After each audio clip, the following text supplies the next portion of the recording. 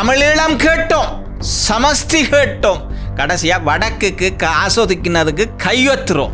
இதை விட ஒரு போக்கிரித்தனமான அரசியல் தேவைதான ஒரு நிலைமை எழுந்திருக்கிறது. ஒரு தமிழ் தேசிய பரப்பிலே இருக்கக்கூடிய ஒரு போலி தமிழ் தேசியவாதி, கொழும்பிலே மோசடி வழக்கிலே இருக்கக்கூடியவர், பின்கதவு அரசியல் செய்து கொண்டிருக்கின்றவர், அதாவது 2009ஆம் ஆண்டு யுத்தம் முடியும் வரைக்கும் அரசாங்கத்தினுடைய அடிவருடியாக எட்டுபடியாக கைக்கூலியாக காட்டிக் கொடுத்து வன்னி மாவட்டத்திலும் மட்டக்களப்பு யாழ்ப்பாணம் போன்ற மாவட்டத்திலே அறவே அந்த பொது வேட்பாளருக்கு வேலை செய்யாமல் மறைமுகமாக ரணில் விக்ரமசிங்காவுக்கு வேலை செய்தது மட்டுமல்ல,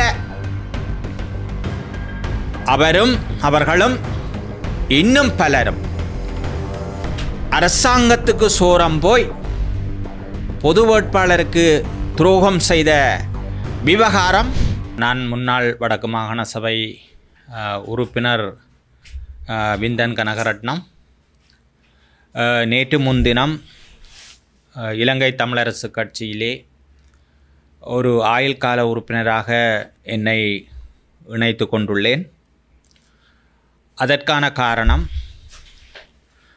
நான் 1984ஆம் ஆண்டு 1ஆம் மாதம் 10ஆம் தேதியிலே இருந்து 2025ஆம் ஆண்டு 3ஆம் மாதம் 10ஆம் தேதி தமிழரசு கட்சியிலே இணையும் வரைக்கும் தமிழீழ விடுதலை இயக்கம் டெலோவிலே பல பொறுப்புகளை வகித்தும் உறுப்பினராகவும் கிட்டத்தட்ட 41 வருடங்கள் இருந்து வந்தேன்.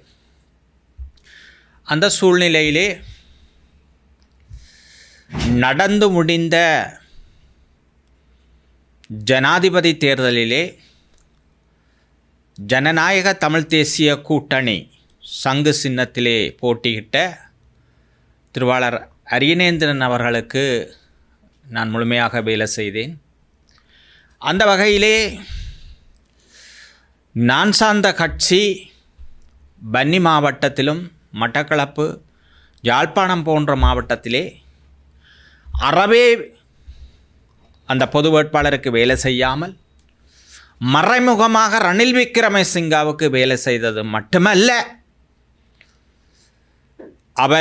அவர்களும் இன்னும் பலரும் அரசாங்கத்துக்கு சோரம் போய் பொது வேட்பாளருக்கு துரோகம் செய்த விவகாரம் அத்தனை தமிழ் தேசிய அரசியல் பரப்பில் இருக்கக்கூடிய தலைவர்களுக்கும் ஊடகங்களுக்கும் புத்திஜீவிகள் கல்விமான்கள் அனைவருக்குமே இது தெரிந்த ஒரு விடயம்.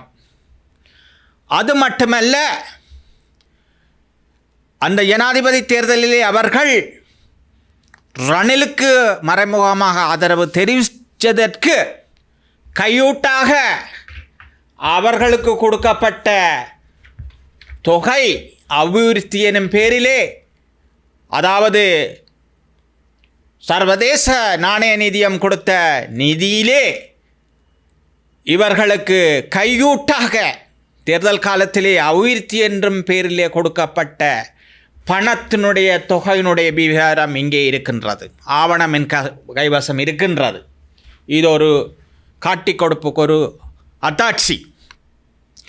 அது மட்டுமல்ல, அதற்கு முதல் நடந்த ஜனாதிபதி தேர்தலிலே, அதாவது ரணில் விக்ரமசிங்கவை மொட்டு கட்சி, அதாவது ஸ்ரீலங்கா பொதுஜன பெரமுன கட்சி ஜனாதிபதி வேட்பாளராக பாராளுமன்றத்திலே நிறுத்திய பொழுது சம்பந்தன் ஐயா அவர்களுடைய இல்லத்திலே தமிழ் தேசிய கூட்டமைப்பாக கூடி 2023 ஏகமனதாக முடிவெடுத்தார்கள்.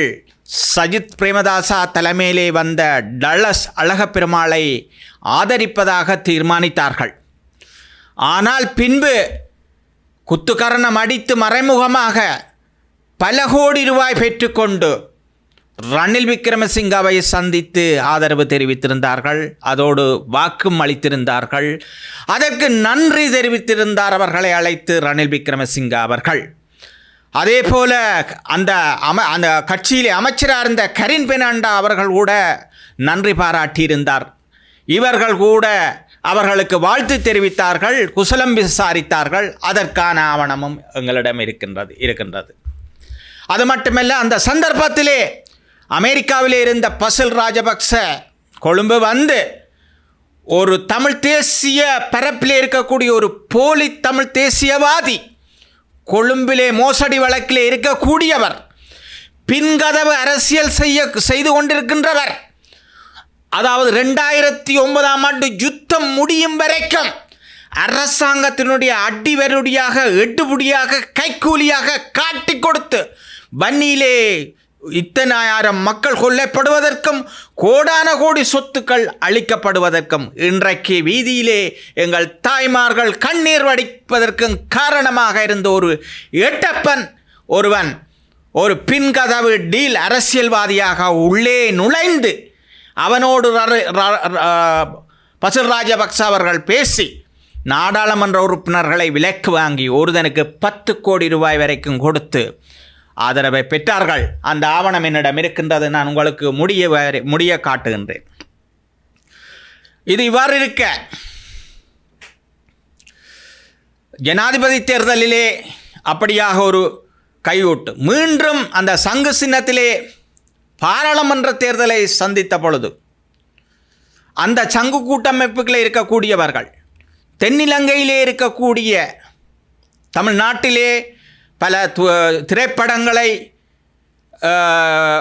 வெளியிடுவதற்கு அல்லது அதை தயாரிப்பதற்கு முதலீடு செய்கின்ற ஒரு நிதி நிறுவனம் இலங்கையிலே பிரித்தானியாவிலே பல முதலீடுகளை எல்லாம் உலகளாவிய ரீதியிலே செய்த நிதி நிறுவனத்திடம் பல கோடி ரூபாயை பெற்றுக்கொண்டு அவர்களோடு ஒரு திருட்டுத்தனமான ஒரு ஒப்பந்தத்தை செய்து கொண்டு பல கோடி ரூபாயை வேண்டி ஆட்டையை போட்டது தமிழ் தேசிய அரசியல் பரப்பிலே எல்லோருக்கும் தெரியும்.